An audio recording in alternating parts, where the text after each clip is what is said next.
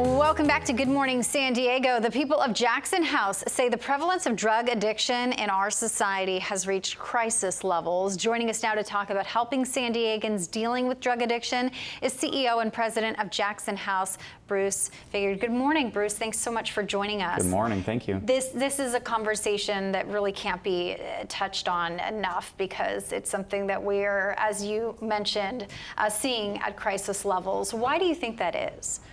Well, there's a lot of factors that feed into it. The use of drugs and alcohol among people has risen. The number of deaths associated with fentanyl overdoses has reached a crisis level. Hundreds of thousands of, 100,000 plus people dying per year.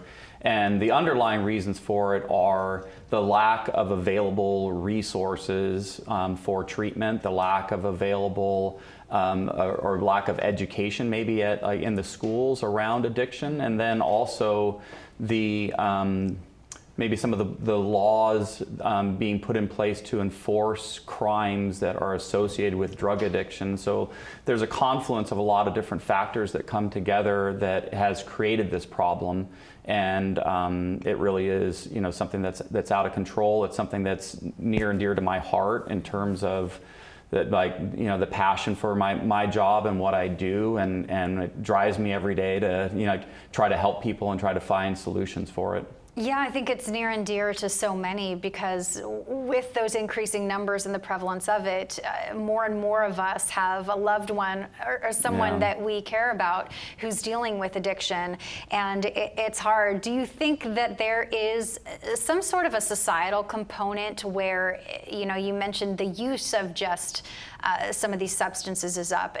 As a society, are we becoming more complacent to the use of certain illicit drugs? Well, yeah. I mean, the lack of, when drug addiction spirals out of control, it's a progressive illness. It's chronic in nature, and then ultimately it can be deadly.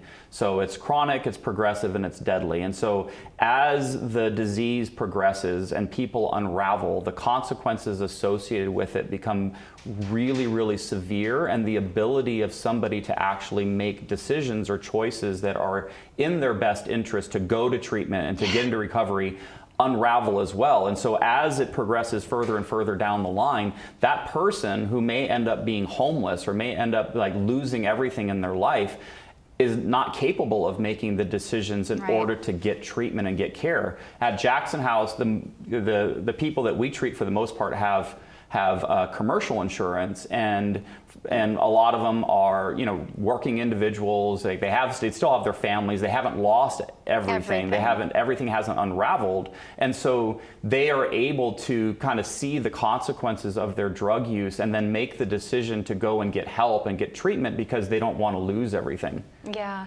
Do you worry about those who do lose everything and end up in the homeless cycle, and how we, with the laws that inhibit us and the rules and restrictions in place around treatment and funding that, do you worry that those individuals that lose everything and end up on the streets are just getting left behind? Because it seems, and I speak from personal experience, that your hands are tied as the person who's able to make a sound judgment for that individual because they're no longer thinking straight. It's hard to get those individuals and pluck them in and put them in a place like Jackson House. Absolutely. I mean, when I walk, I park my car downtown and I walk to the Padres game, and I walk past the people who are clearly have a mental health or mental illness. They're psychotic because of their drug use or other factors, and they're yelling and screaming on the street corner.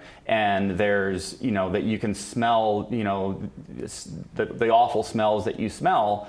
I'm offended by it, as are most people. And we want solutions to the problems. At Jackson House, we don't generally treat people that are homeless, but I would love to help. As an organization, I would love to build a treatment center and open that treatment center and be able to provide solutions to the problem. The problem is that the state and the counties are getting in the way of that. The state publishes rates that they are willing to pay for treatment. And so sometimes, the rate for drug and alcohol addiction treatment that they are willing to pay is a couple $100s per day. Well, it costs an organization like ours that provides quality treatment up to $500 per day to treat one individual. So how is it that a private organization is going to build and open a treatment center to address the problem and then get paid half the amount of what it costs in order to operate? I mean, it's nonsense. Yeah, I think you hit the nail on the head of where some of this money needs to go Yeah. that we're putting out. Bruce Figuered, thank you so much for the time this morning, and certainly check out Jackson House if you know someone who might need that help. Thank you so much. Thank you.